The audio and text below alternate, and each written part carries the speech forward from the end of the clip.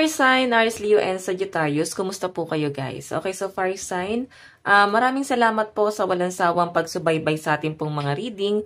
And kung ikaw ay bago pa lang sa ating channel, so ayan guys, mag-subscribe na rin po kayo and i-click mo na rin yung ating notification bell para lagi po kayo guys updated sa ating mga bagong upload.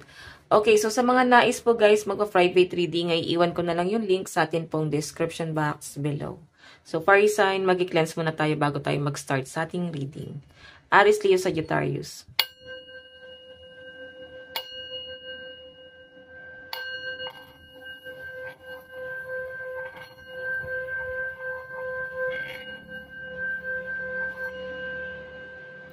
Okay. Fire sign, Aries, Leo, Sagittarius. Fire sign.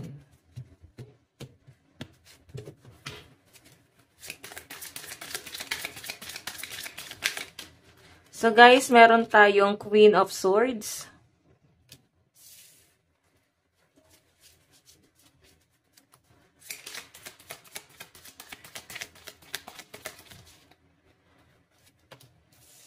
The Tower.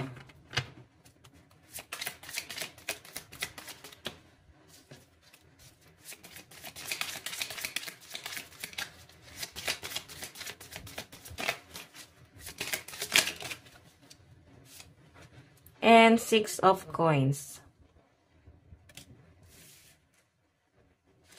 So, fire sign, sa nakikita ko dito, mas nagiging conscious ka pagdating sa yung physical appearance. And yung iba sa inyo guys, nag-worry ka kasi may ending dito. So, I think may natapos, may mga regret, maaring nalulungkot, no? Ganun yung na-feel kong energy nyo. Yung iba sa inyo guys, meron kang gustong matapos or gusto mong ng something new, okay? Yun nga lang fire sign, iniisip mo kasi na kung ikaw okay lang eh, okay? Na parang okay lang na may matapos or umalis, pwedeng sa trabaho, or pwedeng sa love life, sa connection mo sa ibang tao, okay lang na may matapos. Ang nakikita ko lang dito guys na wino-worry mo is yung mga taong umaasa sa inyo, no? Especially family, siguro ikaw yung nagpo-provide, maaaring may nangyayaring changes pagdating sa inyong income, no? Sa pinagkakitaan mo, hindi siya guys ganun ka-stable, tapos meron ka pa guys pinagdadaanan. So, I think, kung naman itong pinagdadaanan mo guys, nakaka-apekto sa trabaho mo. Hindi ka guys nakakapag-focus. Siguro kailangan mo mag-focus dito guys. Ayan, no? Nakikita ko rin dito guys, parang kailangan mong protektahan din yung iyong sarili. Okay, ayan, no? Parang kailangan mong protektahan kasi hindi na guys ganun ka-solid yung buhay mo, or what I mean, hindi na ganun ka-solid yung foundation mo. Okay? Kasi tignan mo yung swords, nalalambot siya, oh. So wala ka ng lakas ng loob, wala ka ng tapang, pwedeng nawala yon, no? Ito yun, no? Pwede lakas ng loob mo guys, nagkakaroon ng ending, pero ayaw mo guys sumuko kasi maraming umaasa. Pwedeng marami na apektuhan. Tignan pa natin fire sign, additional message. Oops. Fire sign, Aries, Leo, Sagittarius.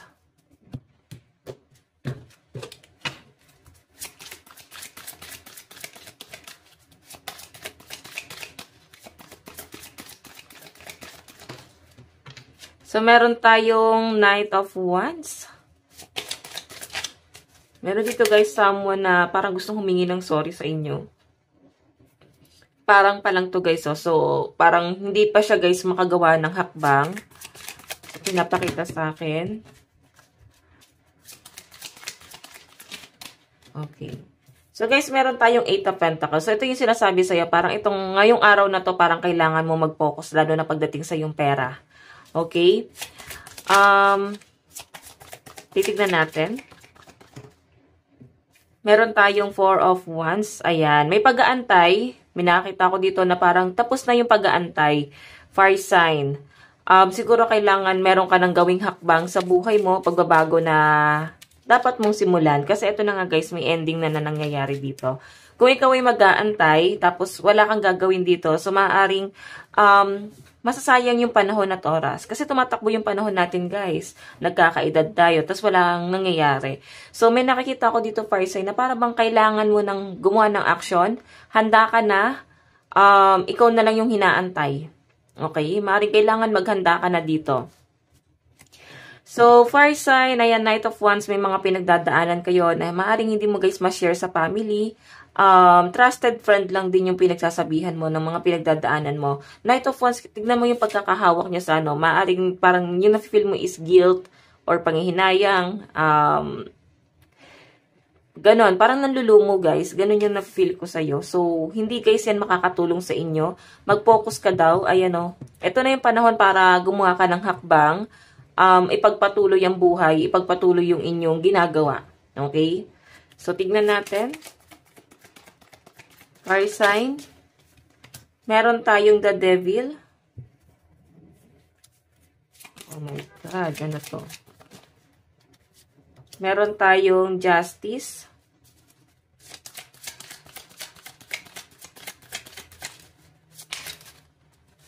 Meron tayong the star.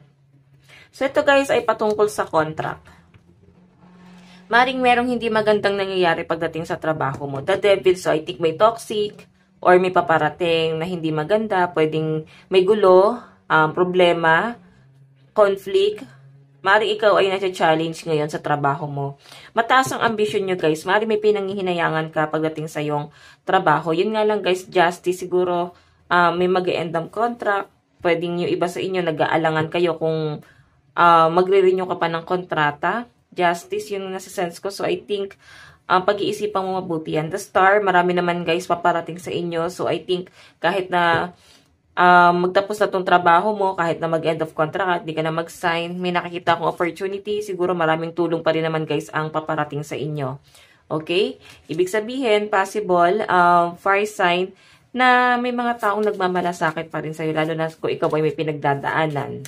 Okay? So, wag mo na daw isipin. Medyo down yung energy mo pagdating sa hanap buhay mo, guys, no? Kasi pwedeng may changes talaga na nangyayari. And, okay naman yung daloy ng pera kasi ito Pentacles eh. Yun nga lang sinasabi dito, guys, wag ka daw pakakampante. Okay? So, tignan natin pagdating sa love life. Pagdating sa love life.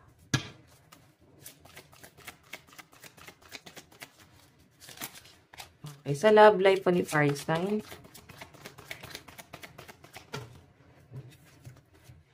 Okay. Meron tayong King of Wands, Strength, Nine of Cups, and Ace of Cups. Kapatay ng dalawa, guys. Meron tayong Six of Wands. So, may pagkakasundo. The Emperor. May nakikipagmatigasan. Okay. Fire sign.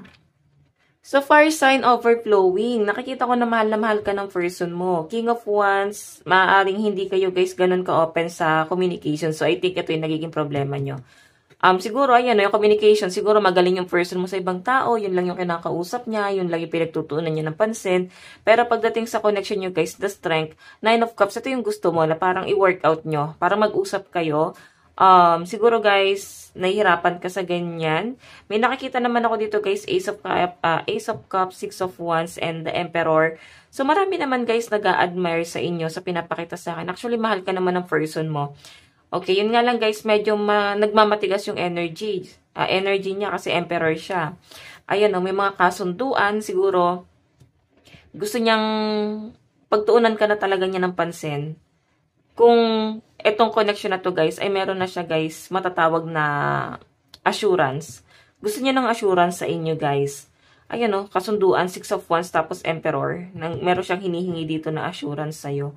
So, Ace of Cups, may pinapakita sa akin dito guys na I think may ginagawa yung person mo para makuha yung assurance na yan. Okay? Ayan. Tignan natin guys. Ano yung dapat mong gawin sa relationship na to? 1111 is an important number for twin flames. It symbolizes the harmony and balance of soul counterparts. So, fire sign sa pinapakita sa akin dito, I think kailangan mo magtiwala. Okay? Kailangan mo magtiwala kung ano yung plano sa inyo ng universe, lalo na pagdating sa inyong love life. Kung ikaw ay may karelasyon, guys, Siguro, meron dito na napo-frustrate kasi nga yung communication hindi ganun ka-open, pero nakikita ko masaya naman kayo. Pero may mga doubt pa rin talaga, fire sign. Nandun sa point na para bang yung tampo mo yung nangingibabaw. And nakikita ko dito, fire sign, mukhang magkakasundo. May ibang energy rito guys na pumapasok. So, I think, willing itong taong to na i-work out yung relationship niya sa inyo. Ayan o, the Emperor. Okay, ibang energy to guys na maaaring papasok sa inyo. Okay, magpaparamdam sa inyo. So, fire sign, ito lang po ang inyong reading hanggang sa muli. God bless and love you all. Thank you.